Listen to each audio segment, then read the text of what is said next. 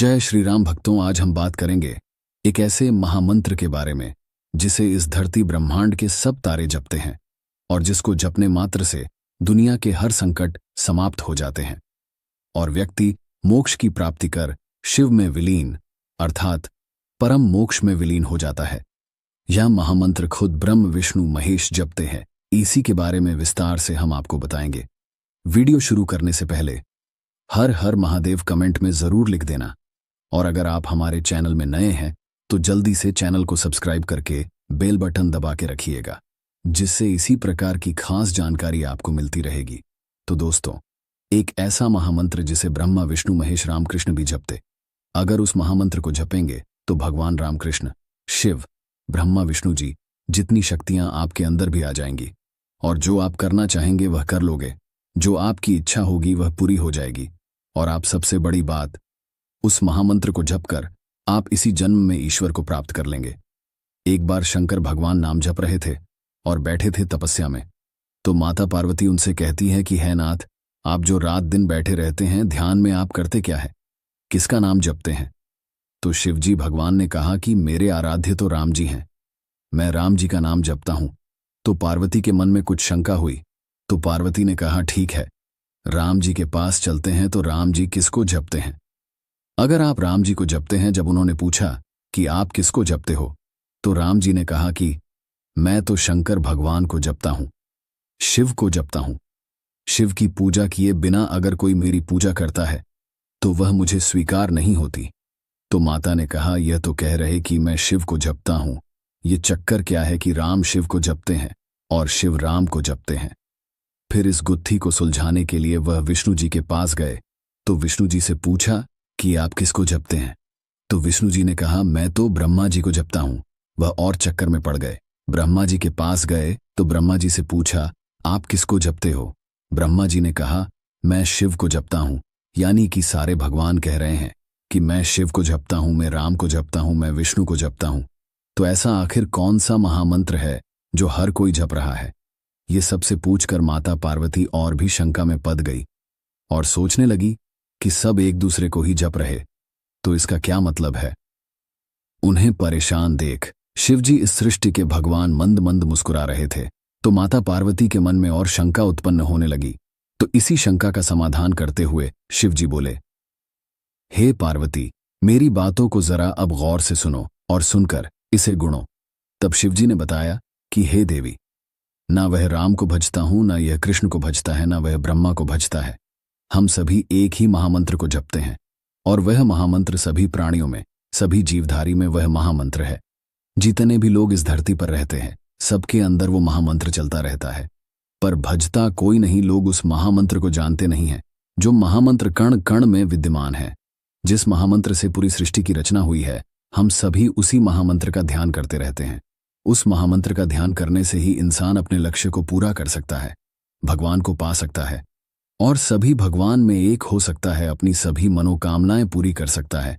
जो व्यक्ति इस महामंत्र का जाप करता है, समझ लो उसने सभी वेदों का, सभी शास्त्रों का अध्ययन कर लिया, उसने सब कुछ जान लिया। तो माता पार्वती ने पूछा कि हम सब में कहाँ है वो महामंत्र? तो शिवजी जी ने कहा कि श्वास एक ऐसी वस्तु है जो सब प्राणियों में समान रूप से है और हर पल वह सांस चलती रहती है। और जैसे ही इंसान पैदा होता है तो पैदा होते ही उसे श्वास दी जाती है और जैसे ही उसकी मृत्यु होती है तो वह श्वास उससे ले ली जाती है। और वही श्वास हम सब के अंदर भी है, सभी भगवानों के अंदर। तो वो श्वास ही महामंत्र है। अब वह श्वास ही महामंत्र है, इसको जानेंगे कैसे? कबीरदास ने कहा है कि ना मैं भ्रकुटी भंवर गुफा में, ना मैं मंदिर मस्जिद में, मैं श्वासों की श्वास में। अब महामंत्र ये तो पता चल गया कि श्वास है। अब उस सांसों की श्वास का जब आप ध्यान करोगे या जप कर सकते हो, जप करोगे तो वह महामंत्र प्रकट होता है। प्रकट होने के बाद उसको आप स्वयं जान पाओगे, क्योंकि आज तक इस ब्रह्मांड में उस महामंत्र को कोई बता नहीं सका। उसको आप कहने को तो कोई भी नाम दे सकते हो, लेकिन उसका अनुभव किया जाता है क्योंकि वह महामंत्र है। उसकी तुलना में इस पूरे सृष्टि पर कोई भी मंत्र है ही नहीं, क्योंकि महामंत्र वही होता है जिसकी तुलना किसी दूसरी वस्तु, दूसरी चीज, दूसरे मंत्र के साथ ना की जाए। तो अब आप सांसों का ध्यान कैसे करेंगे?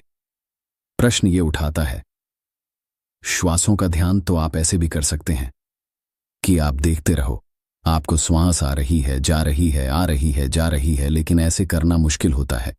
लेकिन हम आपको बताते हैं कैसे करना है। अब आप ये देखिए कि खुद हमारी सांसें एक मंत्र का जप करती रहती है, जिसे सोहम कहा जाता है। ये बिल्कुल प्राकृतिक रूप में हर एक आदमी की सांस में सोहम चलता रहता है, और सोहम का अर्थ है शिव शक्ति के साथ। तो आपकी सांसों में प्राकृतिक रूप से आवाज आती है।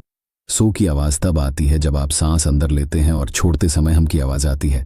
आप अभी खुद चेक करिए कि सांस लेते समय सो की आवाज और छोड़ते समय हम की आवाज, ये बिल्कुल प्राकृतिक रूप से होता रहता है, और बस इसी चीज को भजना है, यानी कि शक्ति। तो आपकी सांसों में है ही शिव और शक्ति दोनों हैं। अगर आप शिव और शक्ति दोनों का ध्यान करेंगे तो भक्तों समझ लीजिए, इससे ऊपर कोई महामंत्र दुनिया में है ही नहीं। जब आप शिव और शक्ति का ध्यान करते रहेंगे रात और दिन लगातार निरंतरता से, तो आपके अंदर भी शिव और शक्ति के बराबर सारी की सारी शक्ति आ जाएंगी। आपकी मनोकामनाएं पूरी होने लगेगी। लेकिन महामंत्र का नाम क्या है, जो कण कण में विद्यमान महामंत्र है, जिसको आप राम नाम भी कह सकते हैं, जिसको आप सोहम भी कह सकते हैं। लेकिन महामंत्र इनमें से ही प्रकट होगा, और हर व्यक्ति को उसका महामंत्र अंदर की गहराइयों में खुद ही भगवान बताते हैं। तीसरे नेत्र अर्थात थर्ड ओनाय पर ध्यान करते हुए, दोनों बोहों के बीच में ये नेत्र होता है, वहां पर ध्यान लगाते हुए आप सांसों के मंत्र का जप करें। इसी महामंत्र को ब्रह्म विष्णु महेश तीनों ही जपते हैं। जब आप अगर अपनी सांसों के साथ राम राम का ध्यान करते ऊपर श्वास और राम नाम का जाप करेंगे, तो यह जाप श्वास को पकड़ने के लिए ही होता है। इसीलिए साथ में जप करना मत भूलना, सोहम मंत्र का या फिर राम मंत्र का। सांस क्योंकि यह प्राकृतिक रूप से आती है, तो भक्तों सभी भगवान ब्रह्मा विष्णु महेश राम कृष्ण इसी सोहम मंत्र का ध्यान करते हैं, जो हम सबके अंदर है।